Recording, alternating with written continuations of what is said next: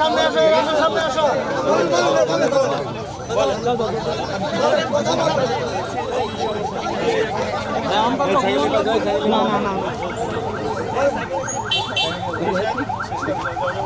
আমরা তো কোনো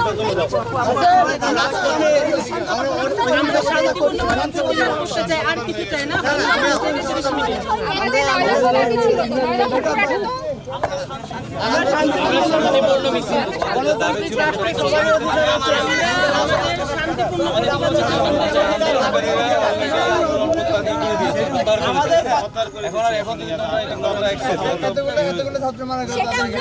সেটা করবে, সেটা তো গভর্নমেন্ট বলেছে।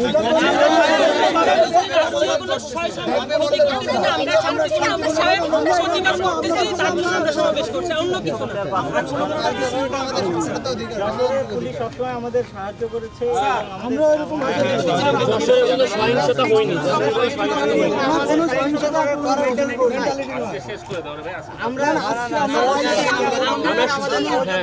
তাদেরকে নিয়ে আমরা তোমাদের সমন্বয়করা তো আন্দোলন প্রত্যাহার করে দিতে অলরেডি, আর তো প্রয়োজন নাই।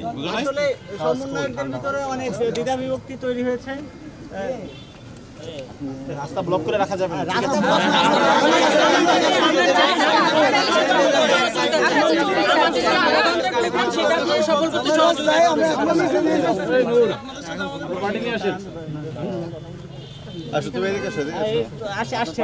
ঠিক আছে ঠিক আছে,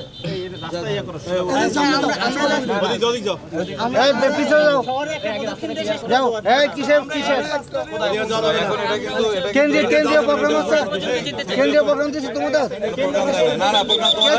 বন্ধ করে দিছে, দাবি তো শেষ।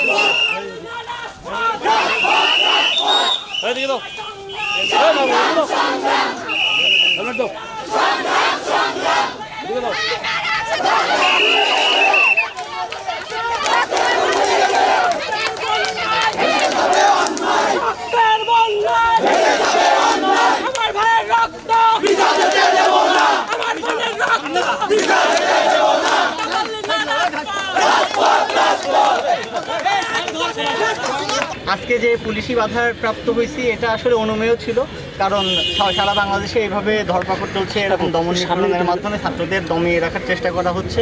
কিন্তু ইতিহাস বলে ছাত্ররা কখনো এই দমন পীড়নের ভয় পায় না।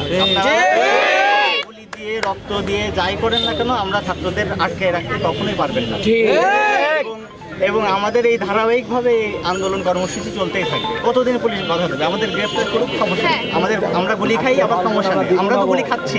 কিন্তু সেই জায়গা থেকে আমরা আমাদের দাবি পূরণ না হওয়া পর্যন্ত, আমাদের 9 দফা দাবি পূরণ না হওয়া পর্যন্ত এবং আমাদের যে শহীদ হয়েছেন তাদের বিচার না হওয়া পর্যন্ত আমরা এই রাজপথ ছাড়ব না।